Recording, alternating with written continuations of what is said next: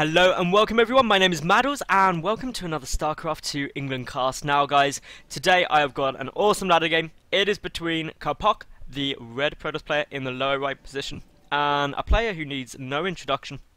And of course it is Evil Genius's EGIdrA, and well, EGIdrA, the blue Zerg player in the top left. So we do have a ZvP, and EGIdrA there is your plan is to cannon rush, then shitty warp gate pressure, then immortal all in. So EGIdrA has clearly suddenly discovered the ability to predict the future, which is quite scary for two reasons. Reason one is that predicting the future must make this game really boring, and two, I'm surprised he's not winning more if he can predict the future. That's the only thing I'm going to say there. But anyway, hopefully this game will not just turn into a BM fest and we'll actually have quite a bit of fun. I'm looking forward to it. Obviously the map Shakura's Plateau. Now, this is a fun map and it's not going to be really in EGIdRA's favour, to be honest, because Shakura's Plateau, so easy to take this expansion. Look how narrow that ramp is. Look how nice and concealed it is. This is like, I'm going to take my natural base and everything's going to be happy. Meanwhile, EGIdRA's like, yeah, I can take my natural base and then I'm going to beat your fast expansion by going to a 4-minute 23rd. Oh, damn, that's not going to be so fun because my natural's here and my third base is here. And you can come anywhere from here, oh dear. So that is really what we're going to see. So EGIdRA may actually go for some kind of 2-base play. It's possible. Other things we could see are, well, basically him trying to go for the third base. I doubt he'll take this base. This is just suicide for Zerg trying to take this. And that's purely because look how narrow that choke point is. You do not want to be engaging this choke point as a Zerg player, especially against Protoss. Those force fields will kill you. And yeah, so anyway, pull going down for EGIdRA. That's all normal timing. We should see the natural base really imminently.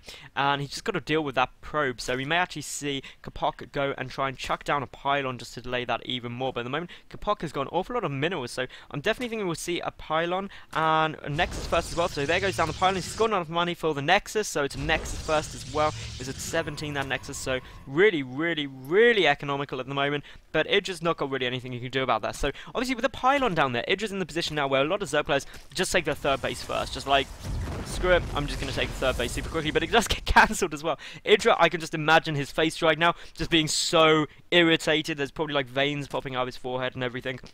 Or perhaps he's just being nice and cool, being like, I'm going to win. But yet another pylon goes down, and of course, this is brilliant because it's just delaying that natural base so much. And of course, behind this, Capoch's finally got his forge, he's got his gateway coming down, his wall off's complete, he's got the probe there as well, ready to chuck anything down, should that pylon see anything dangerous. And there goes the cancel as well. So for 50 minerals, he's really delayed that expansion for a huge amount of time. I'm surprised EGIdRA didn't actually go and try and take his third first. We do have these Zergnis coming to check because of course EGIdRA needs that third base in about the next 10 seconds to hit optimal timings. Looking here, we've got the cannon coming down, that probe making the full wall off, the pylon coming down as well. Looking around the base, of course, the first gas just coming out now for Capoch. No gas yet for EGIdRA. He's going to get his gas at usually about 40-50 supply. So that's all fine. There goes down the third base, slightly later than you want at 35 seconds. So again, that's already putting him behind, and of course the natural base has been delayed an awful lot. If we look at the worker count, 19 apiece, but of course we should see Capoch start pulling ahead with that with those chrono boosts.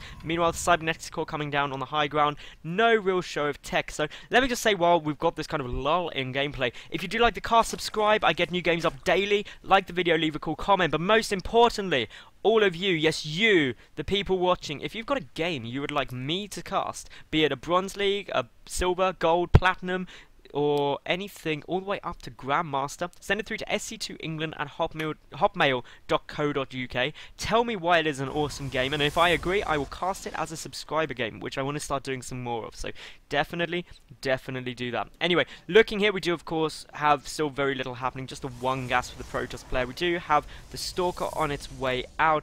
The Zealot is somewhere just wandering across the map, picking off watchtowers. This third base about to finish up for EGIdRA. Of course, his natural only just finished, so that is a bit of a pain as well. If we look at the worker count, about 3 workers ahead for Capoch, who is still happily chrono boosting out on his Nexus.